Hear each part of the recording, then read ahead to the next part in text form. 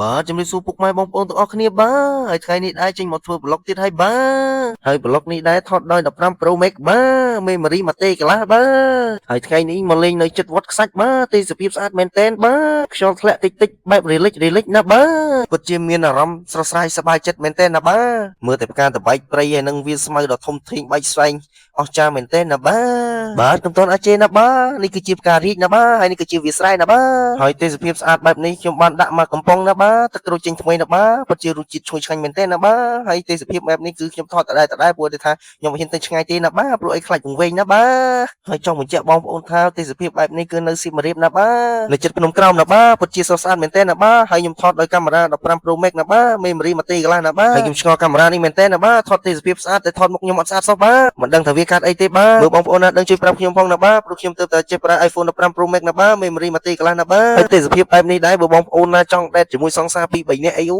ពិតជាអស្ចារ្យមែនទេណាបាទខ្យល់ធ្លាក់តិចថត speed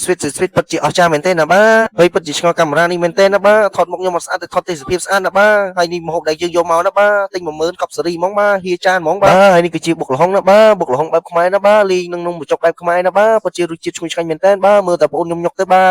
វាពិតថាឈ្ងុយឆ្ងាញ់មែនទេណាបាទហើយនេះគឺជាភរិយារបស់ខ្ញុំបាទគាត់ញ៉ាំពិតជាឈ្ងុយឆ្ងាញ់មែនទេណាបាទគាត់ញុក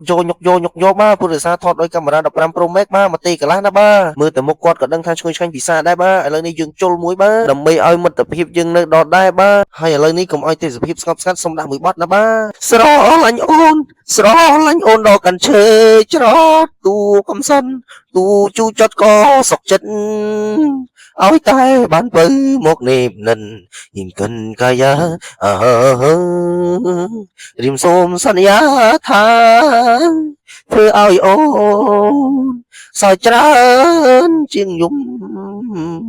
បាទពិតជាពីរោះងុំរំដំមែនតើណាបាទហើយបទចម្រៀងនេះដែរសូមផ្ញើជូនទៅអាភ័ក្រអាឆេងអាណាអាមីអាអាងនិងបងប្អូនដែលបានស្ដាប់វីដេអូនេះទាំងអស់គ្នាណាបាទហើយវីដេអូនេះដឹងតែពួកអា KB ចូលស្អេងរទៀតហើយបាទវាអត់តល្បីអត់តមានអ្នកចូលស្អេងរទេបាទដល់ពេលចាប់ដើមល្បី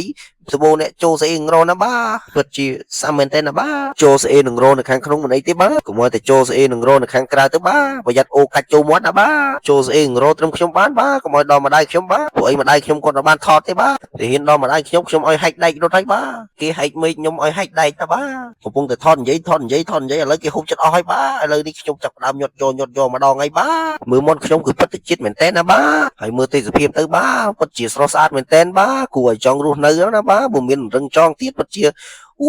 ដេកលក់ស្រួលមែនតើណាបាទហើយវីដេអូនេះចិត្តចប់ហើយបាទគ្មានអ្វីច្រើនទេបាទទេសភាពមានតែប៉ុណ្្នឹងឯងបាទបងប្អូនកុំភ្លេចមកលេងណាពិតជាស្រស់ស្អាតមែនតើបងប្អូនដែលចង់លេងអីពិតជាអស្ចារ្យមែនតើបងប្អូនណាស្លាកshotតិចឡើយតិចមែនតើណាបងប្អូនកុំភ្លេចទៅលេងណាពេលហូបអីហើយបងប្អូនកុំភ្លេចប្រមូលសម្រាប់ផងណាប្រមូលសម្រាប់ចោលផងណាតាហ៊ានបោះចោលពីវាពីកាប្រយ័ត្នគេចេះ